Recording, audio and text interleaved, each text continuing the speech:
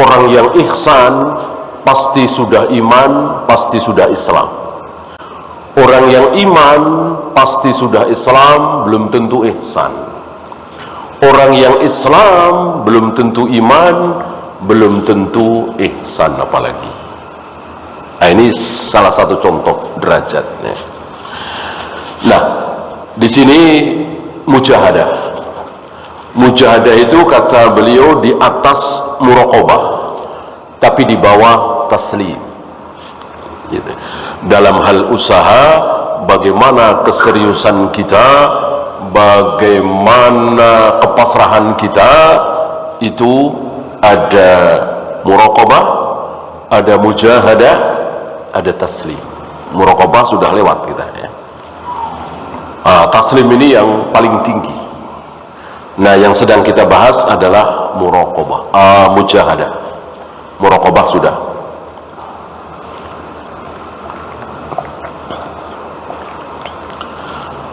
Wa huwa murabatatun ala thugurin nafsi. Beliau membuat ta'rif, karena ta'rif definisi itu bukan dari Allah dan Rasulnya langsung. Kan di ayat, di hadis nggak ada. Salat adalah, saum adalah, haji adalah. Yang membuat para ulama menyimpulkan supaya kita yang bukan ulama menjadi mudah memahami. Gitu ya. Ka'bah adalah, jumroh adalah, itu kan nggak ada di Al-Quran dan Sunnah. Langsung aja praktek. Gitu. Nah, maka ta'rif itu, definisi itu dari para ulama, termasuk mujahadah ini, yang sering diterjemahkan di bahasa kita dengan sungguh-sungguh.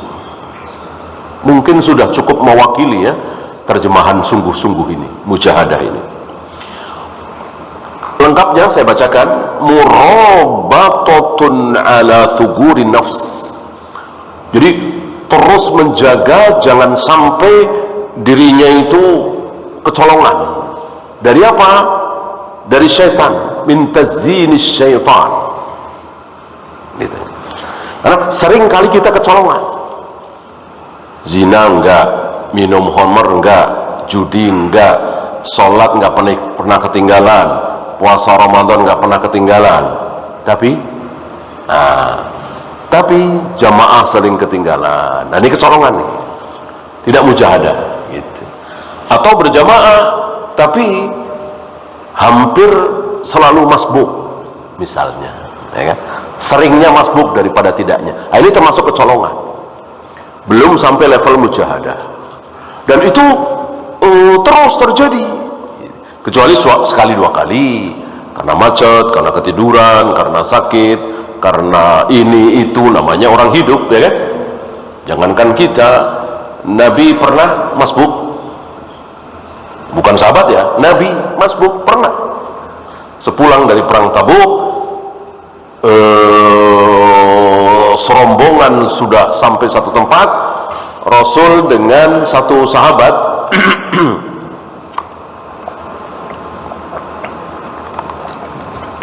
di belakang, ketinggalan ya. Sahabat ini tinggi besar dan memang selalu menyertai Nabi. Kalau istilah kita mungkin penjaganya, bodyguardnya gitu ya. Karena Nabi nggak ada, para sahabat ya sudah, azan qomat, Abdurrahman bin Auf jadi imam salat subuh ya. Sudah dapat satu rakaat, baru Rasul dan satu sahabat ini sampai masbuk satu rakaat. Dan setelah salam, Nabi dengan sahabat ini sholat sendiri-sendiri, tidak berjamaah. Maka sesama masbuk bikin jamaah kan suka ada tuh, jelas ini keliru, jelas ini bid'ah, tidak mengikuti sunnah Nabi SAW. Itu sekelas Nabi, karena memang ya manusia banyak alasan. Ini yang bukan mujahadah ini terus, dan dia tidak berusaha memperbaiki ya. Sering masbuk ya, bahkan orang-orang tahu terus gitu. Tidak diantisipasi, kemarin karena apa, jangan telat, ini memang komaknya cepat masjid ini dan seterusnya, dia nggak mikir. Ini tidak masuk dalam kategori mujahadah. Jadi mujahadah itu betul-betul ada celah setan bisa masuk, tutup. Ada celah setan bisa masuk, tutup. Gitu. Dia nggak berzina, tapi nggak jauh dari zina. Ngobrol dengan lawan jenis terlalu dekat, tertawa terbahak-bahak, bahkan kadang-kadang bersenggolan dan seterusnya. Nah, ini tidak mujahadah.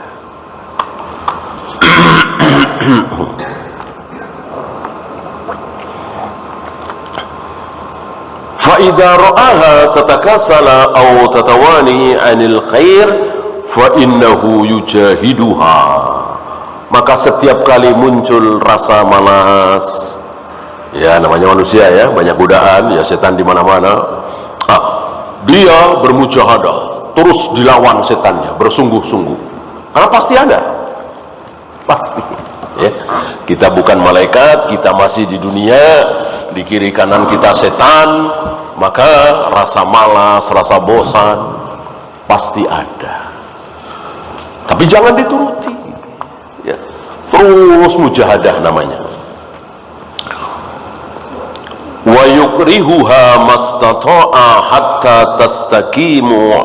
hatta tastakima ala tariq, sehingga dia terus berjalan di atas jalan yang benar. Ya, saya bacakan ayatnya. Ayat yang dibawakan oleh beliau, bukan oleh Imam Nawawi. Kan ada dua di sini ya, Syekh Salim dan Imam Nawawi, muallif dan pensarah. Ya ayyuhalladzina amanu, wahai orang-orang yang beriman, isbiru wasabiru warabitu. Isbiru, bersabarlah. Wasabiru, dan teruslah bersabar. Dalam kaidah bahasa Arab ada kaidah ziyadatul huruf, ziyadatul makna. Jadi kalau ada tambahan huruf, maknanya menjadi bersangatan, menjadi lebih. Sepertinya kaidah ini tidak ada di bahasa kita ya. Isbir, jadi ada tambahan alif, sabir. Kan awalnya sobaro yasbiru, ada tambahan alif, sobaro yusabiru, sabir. Artinya teruslah bersabar. Nah, satu lagi warabitu. Nah, ini dia yang dimaksud dengan rabitu yang sedang dibahas dalam pembahasan ini. Jadi terus jangan sampai lengah gitu.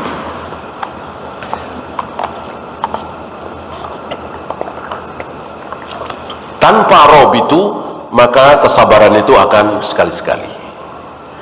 Kalau sekali-sekali mudah ya. Ada preman jarang sholat, malas ibadah, seringnya berzina, minum khamar, berjudi. Hari itu seharian dia sholat, dia zikir, dia baca Al-Quran, dia duduk bersila ya, sehari atau 2 hari. Mudahkah? Mudah. Biasanya ada maunya, ada maksud atau kepepet ya, karena satu keadaan maka diam ya, nggak usah jauh-jauh di kantor polisi ya kan, itu yang preman-preman gaya-gayaan, yang ini itu ya, begitu kantor polisi 24 jam diem ya kan, diem ya, kan kepaksa. Nah, jangan sampai kita seperti itu, jangan sampai ya, kita diem, kita khusyuk, kita sabar, terus menjadi akhlak hidup kita sehari-hari, dan itu akhlak. Maka kalau untuk sehari, 2 hari, 3 hari kecil, mudah. Yang sulit terus menerus, terus ya, sabar, itu yang sulit. Walladzina jahadu fina, tadi Al-Imran ya, akhir-akhir. Sekarang Al-Ankabut, sama akhir-akhir. Walladzina jahadu fina, orang-orang yang betul-betul ingin mujahadah, bersungguh-sungguh berada di jalan kami, lanahdiyannahum subulana, kami akan tolong. Nah, berarti siapa yang mulai duluan? Kita yang mulai duluan. Maka tidak boleh antum, saya tunggu takdir Allah, saya tunggu Allah gerakkan hati saya tunggu Allah panggil saya sehingga saya sholat, sehingga saya berangkat haji dan seterusnya. Tidak boleh. Seperti keyakinan keliru sebagian saudara-saudara kita, berharap dipanggil. Mereka beranggapan badan sehat, punya uang banyak, kalau Allah nggak panggil belum bisa sampai Masjidil Haram. Ini sebuah kekeliruan. Allah sudah panggil, man istata'a ilaihi sabila. Allah sudah panggil dari 1400 tahun yang lalu. Barang siapa yang sehat, punya harta, ada kendaraan, Allah sudah panggil. Ngapain nunggu panggilan khusus? Nggak ada. Maka walaupun nggak ada perasaan, bahkan males ya tentu kan nggak enak di sana. Pergi haji, jutaan orang kumpul jadi satu, panas di sana, harus melempar jumroh, harus bermalam di Musdalifah, harus bermalam di Mina, harus mencium Hajar Aswad, harus ini, harus itu. Males ya. Bismillah, ini panggilan, ini kewajiban gitu. Jangan menunggu perasaan hati mantap, jangan ya. Kalau jodoh mungkin ya, kalau jodoh mungkin ya, kalau nggak mantap, nggak seret ya jangan diteruskan. Itu masalah jodoh. Masalah haji kewajiban, umroh nggak mungkin salah, sholat dan seterusnya. Walaupun malas kayak apa, sepertinya belum ada panggilan, tetap bismillah.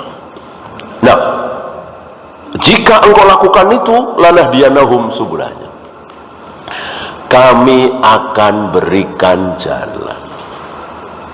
Ini janji Allah.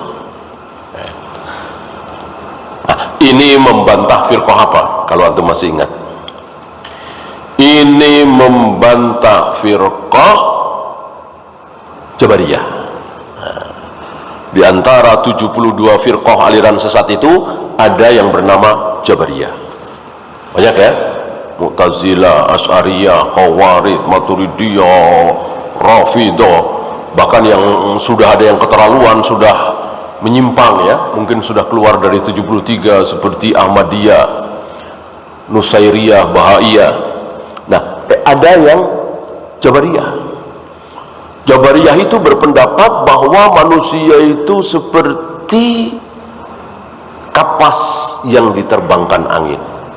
Jadi tidak punya kehendak. Udah kemana maunya angin.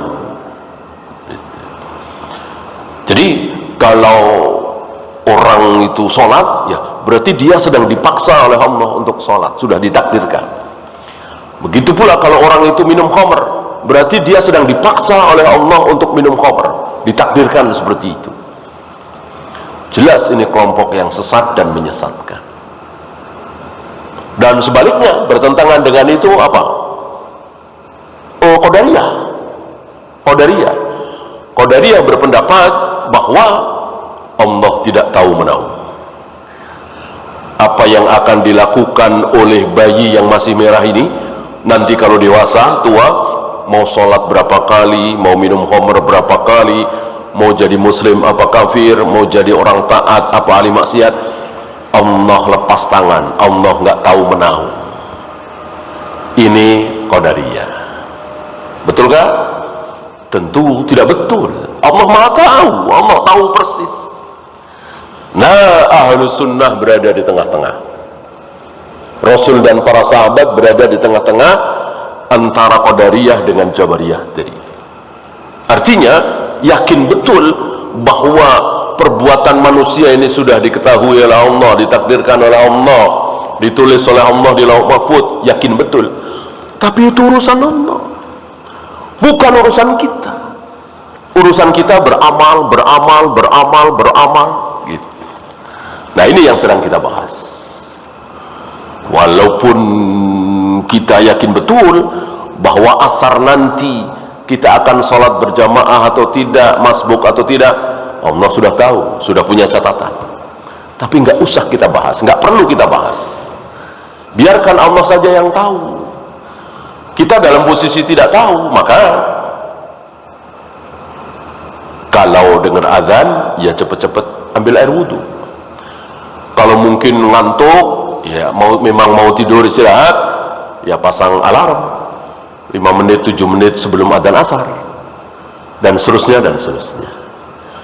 Tidak boleh kita pasrah kepada takdir lalu mengatakan nggak usah alarm, nggak usah mesen-mesen kepada anak istri untuk dibangunkan sholat, karena nanti mau jamaah atau tidak Allah sudah tentukan, Allah sudah takdirkan, dan itu tidak mungkin berubah.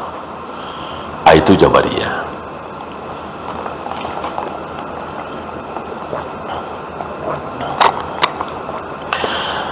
Wa'bud rabbaka hatta ya'tiyakal yaqin.